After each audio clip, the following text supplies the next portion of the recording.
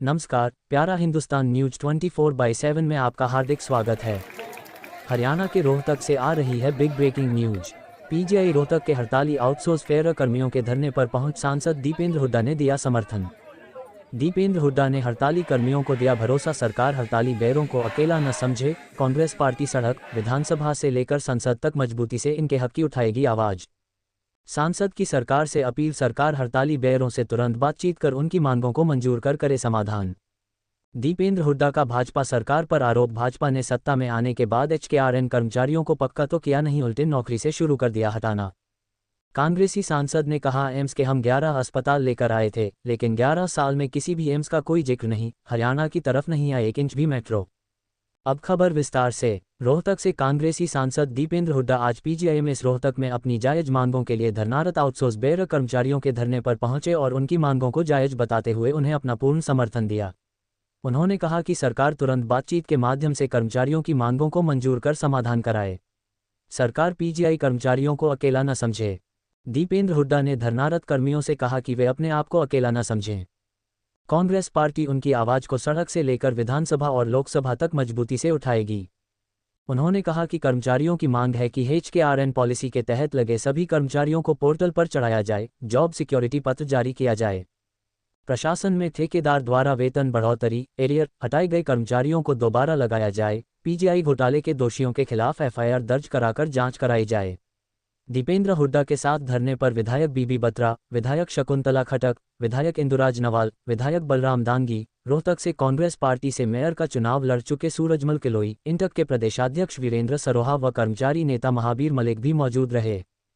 दीपेंद्र हुड्डा ने कहा कि चुनाव के समय जब कांग्रेस पार्टी ने कहा कि कांग्रेस सरकार आने पर एचकेआरएन कर्मियों को न सिर्फ पक्का किया जाएगा बल्कि आगे होने वाली भर्तियों में कच्ची नहीं पक्की भर्ती की जाएगी, लेकिन दुष्प्रचार में माहिर सत्ता पक्ष ने एचकेआरएन कर्मियों को गुमराह कर दिया और सत्ता में आने के बाद भाजपा सरकार ने एचकेआरएन कर्मचारियों को पक्का तो किया नहीं, उल्टे उनको नौकरी से हटाना शुरू कर दिया। उन्होंने कहा कि पिछले दिनों जिला विकास निगरानी समिति दिशा बैठक में पीजीआई में हुए नियुक्ति घोटाले की जांच कराने का मुद्दा उठा चुके हैं।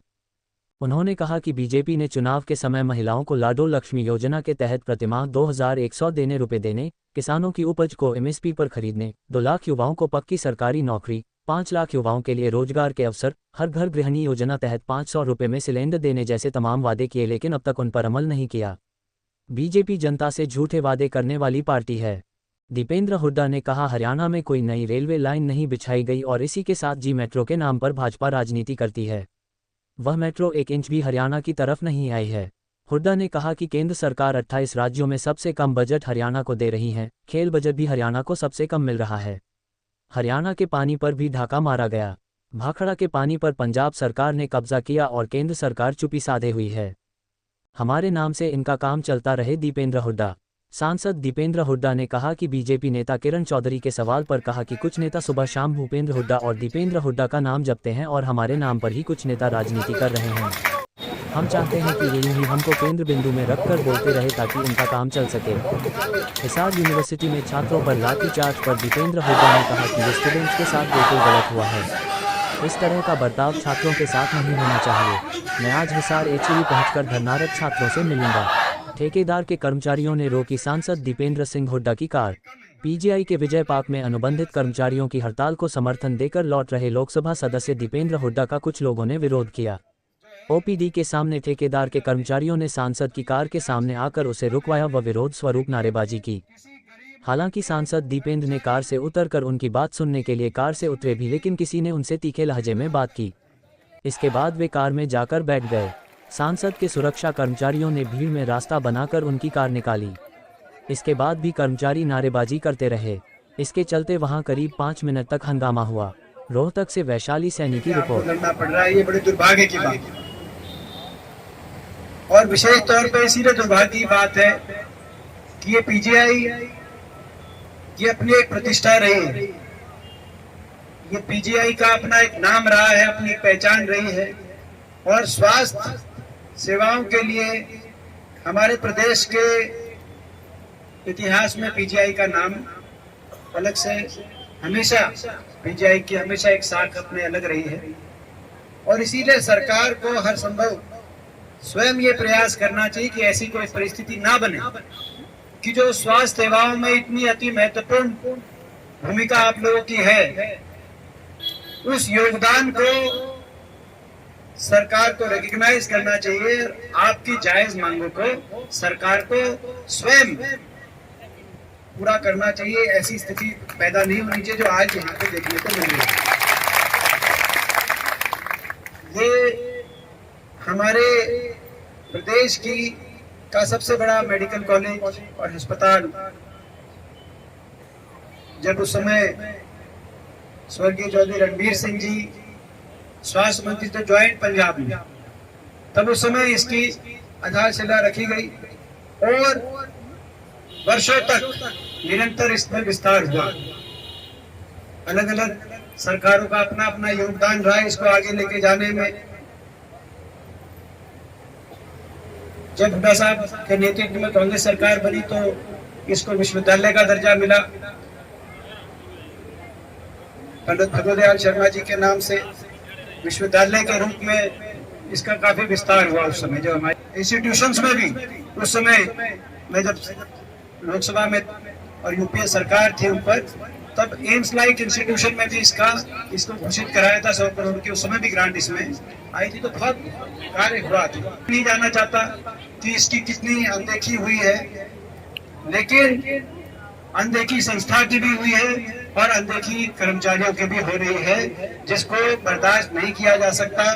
आपकी आवाज को, कर्मचारियों की आवाज को नहीं दबाया जा सकता। आपकी जायज मांगों को से आपको वंचित नहीं रखा जा सकता। 3-4 मांगे करी, इनमें से कुछ मांगों को मैंने दिशा की मीटिंग में भी उठाया था।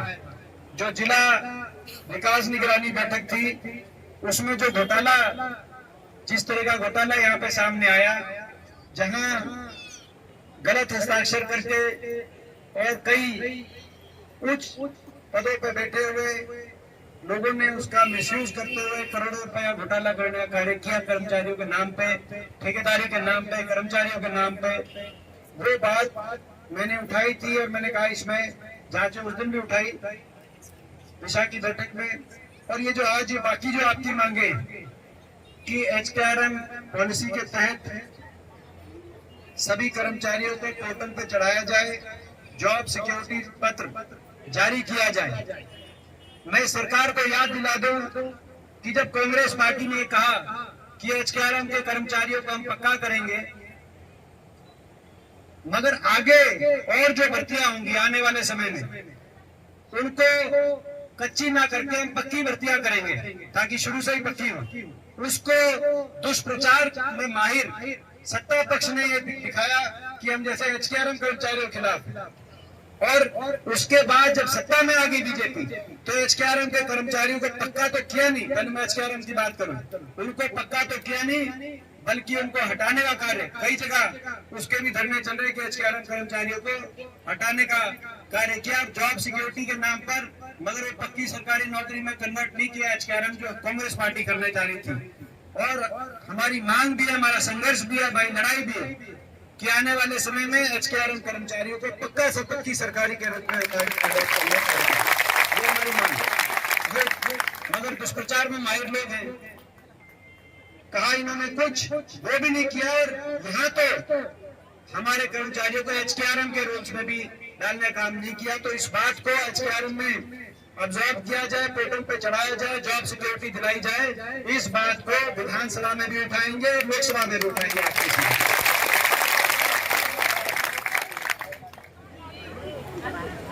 और 92 आदमियों को हटाने का नोटिस भी लगा रखा है, उठाने का। हाँ जी,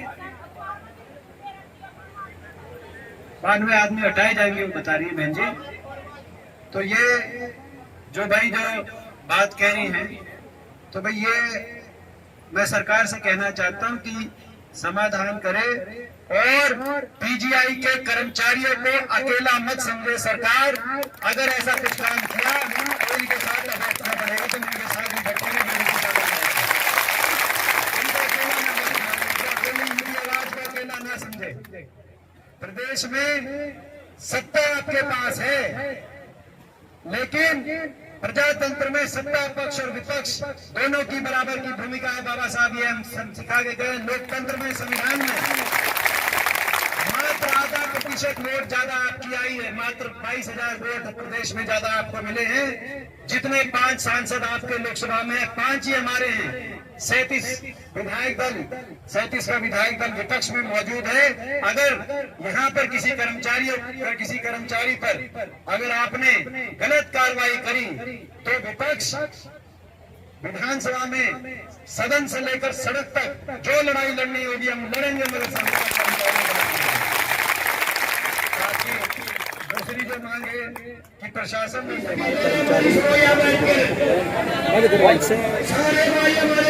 कर्मचारी हैं वो यहाँ पर अनिश्चितकालीन हड़ताल के माध्यम से अपनी आवाज़ सरकार तक पहुँचाने की कोशिश कर रहे हैं, लेकिन सरकार के कानों तक आवाज़ नहीं पहुँच रही। उनकी मांगों को समर्थन करने और उनकी आवाज़ को शक्ति देने के लिए हम सब यहाँ पे पहुँचे धरना स्थल पर। बहुत सी ऐसी मांगे जो जायज़ है। बहुत बड़ा घोटाला एक सामने आया, आपने देखा दिशा की मीटिंग में मैंने उठाया था, जो कर्मचारियों की ठेकेदारी के रोल्स पे रखे होने के नाम पर बड़े बड़े पदों पर बैठे हुए हेल्थ यूनिवर्सिटी में लोग अपने घरों में कईयों को रोल पे नाम देके उनकी मिलने वाली जो तनख्वाह थी, कमाई थी, उन्होंने नकारने का काम किया। तो उसकी जांच हो, ये भी मांग है। HKRM में कर्मचारियों का पंजीकरण होकर HKRM के बेनिफिट दिए जाए और जॉब सिक्योरिटी लेटर दिया जाए, ये भी मांग है। HKRM को लेकर जो सरकार ने मांग करी थी सारे HKRM कर्मचारियों से, वहाँ भी इलेक्शन से पहले कहा था उनको पक्का करेंगे, लेकिन उनको हटाना। ये सारी बातें हैं, इनको मांगों का हमने समर्थन किया है और सरकार से मांग करते हैं जल्दी इसका समाधान। सर, ठेकेदार का कहना है कि 1500 के करीब कर्मचारी हैं और ये 900 कुछ कर्मचारी हैं जो HKRM के पोर्टल पर चढ़ाने की मांग कर रहे हैं। वो कह रहे हैं कि या तो सब हो। ये देखिए, ये कार्य कोई जो है ठेकेदार का नहीं, ये विषय है यूनिवर्सिटी वाइस चांसलर की। और जो सरकार है, हरियाणा सरकार की जो सेक्रेटरी हैं, जो मंत्री हैं, वो PGI में इतनी जो समस्या है कर्मचारियों की, अब जो बात है वो सबके साथ बैठ के उसका समाधान करें, उनकी मांगों का समाधान निकलवाएं। ये उनके विषय का ठेकेदार को और इनको अपने सामने करने की परिस्थिति को नहीं मेंटेन रखा जा सकता। जिनकी जिम्मेदारी है वो बैठ के समाधान निकालें, वो इनका समस्या का समाधान निकालें, इनकी मांगों को पूरा करें। वो कह रहे हैं कि लास्ट मोमेंट पे इनकी फाइल है और ये लोग मिले भी थे VC से, इनको आश्वासन दिया, बावजूद इसके भी स्ट्राइक पर। तो भाई वो क्या, वो बता रहे हैं ना, आप नहीं कह रहे। तो ये जो जब तक इनकी मांग पूरी नहीं होती, उनको अधिकार है अपनी मांग रखने की। ये ठीक है, ये अपनी अगर जो है ये तो अपनी जायज़ मांगों को लेकर लड़ाई लड़ रहे हैं, इनको अपना अधिकार है और हम उन मांगों का समर्थन करते हैं। कोई कार्रवाई नहीं की गई, बहुत बड़ा सवाल नहीं की गई और ना हमें उम्मीद है। ये तो भाजपा का भ्रष्टाचार और भाजपा का अहंकार तो सातवें आसमान पे चरम पे बेशर्मी से घोटाले किए जा रहे हैं। देश में हर महकमे में घोटाले किए जा रहे हैं और जांच नाम MP साहब जो है HAU में भी इस तरह से छात्रों पर जो है लाठी जाऊँगा इसके लाठीचार्ज हुआ है, तो अपना स्टाइपेंड मांग रहे थे। आज HAU में जो हुआ है वो भी बहुत गलत हुआ है और मैं अभी इसके बाद HAU जाऊँगा, वहाँ पूरी बात करेंगे। 11 साल का जो सुशासन की मोदी सरकार के गुणगान गा रहे हैं, क्या उन्होंने विकास किया है, अच्छा शासन किया है? वो तो आप लोग बताओ सच्चाई क्या है हरियाणा की तरफ। 11 साल में केंद्र सरकार की तरफ से क्या मिला हरियाणा को, क्या मिला केंद्र सरकार की तरफ से? और जो हमारे समय के मंजूर शुदा प्रोजेक्ट थे वो भी एक एक करके छीनते गए और प्रदेश सरकार, भाजपा सरकार में से किसी की हिम्मत नहीं हुई कि केंद्र की सरकार से वकालत करे उन प्रोजेक्ट्स का। महम इंटरनेशनल एयरपोर्ट जेवर चला गया, 11 साल की उपलब्धि। Gohana rail coach factory Banaras चली गई। एम्स के 10 अस्पताल जो एम्स में बनने थे, एम्स कैंपस बाड़सा के अंदर 10 राष्ट्रीय शैक्षणिक स्वास्थ्य संस्थाएं आनी थी, वो इनका कुछ पता नहीं कि फाइल कहाँ चली गई। मेट्रो जो हमारे समय में 88 किलोमीटर मेट्रो केंद्र सरकार के सहयोग से हमने हरियाणा में बनवाने का कार्य किया था। इन पिछले 11 साल में 1 इंच मेट्रो नहीं बनी हरियाणा के अंदर। 1 इंच नहीं रेल की लाइन मंजूर नहीं हुई, नई रेल की लाइन कहीं बिछाई जाएगी। एक कोई थर्मल का कारखाना मंजूर नहीं हुआ, एक कोई परमाणु का कारखाना मंजूर नहीं हुआ, एक कोई नया विश्वविद्यालय या केंद्रीय स्तर का कोई शैक्षणिक संस्थान 11 साल में हरियाणा में नहीं आया। और दूसरी तरफ हरियाणा से ली जा रही है उस अनुपात में 28 में से सबसे कम बजट हरियाणा को दिया जा रहा है। और खेल बजट भी देश में 28 में से सबसे कम खेल बजट हरियाणा में। तो ये और केवल 80 करोड़ सबसे कम 28 में। और यहाँ तक कि अब तो हमारे पानी पे भी पंजाब डाका मार गया और केंद्र सरकार मुख्य दर्शक बनी रही भाखड़ा में। तो केंद्र सरकार ने 11 साल में हरियाणा के लिए किया क्या जो गुणगान कर रही है भाजपा वाले, जो ये कार्यक्रम कर रहे हैं। कार्यक्रम ना करें भाजपा वाले, ये भी बताएं कार्यक्रम में कि 11 साल में जो मैंने ये प्रश्न किए हैं, इन प्रश्नों में से किसका जवाब उनके पास है कि चौधरी ने कहा कि हुड्डा साहब ने कैप्चर किया हुआ है कांग्रेस को और साथ में खर्ची पर्ची से नौकरी लगती है। मैं भी पर्चियां लेकर पहुंचती थी। इसी में एक सवाल मेरा है, चाह रहे हैं वो प्रमाण पत्र न बनने के कारण काफी युवा है जो फार्म भरने से देखिए हाँ, उसमें भी सरकार का जो सीटी वाली करे ना, तो सीटी में मैंने कहा था कि इसको सीटी को आगे डेट भी बढ़ाई जाए और जो है जो सारी जो ये आप प्रमाण जो आप कह रहे हो कि भाई जो सर्टिफिकेट्स है उसके बनने में जो दिक्कतें आ रही हैं उनका समाधान हो। दूसरा जहाँ हरियाणा के अंदर बहुत से नेता ऐसे हैं जो जब सुबह उठते हैं तो हुड्डा साहब के नाम का जाप शुरू करते हैं, पूरा दिन हुड्डा साहब का नाम जपते हैं और शाम तक मेरा नाम जपते हुए जो है और अगले दिन सुबह से दोबारा सारा दिन इनका काम ही है। हरियाणा में बहुत से नेता ऐसे हैं और उन नेताओं का मैं दिल से धन्यवाद करता हूँ, क्योंकि कहीं ना कहीं हरियाणा की राजनीतिक परिस्थितियों में चर्चा का केंद्र बिंदु वो जो है वो हुड्डा साहब को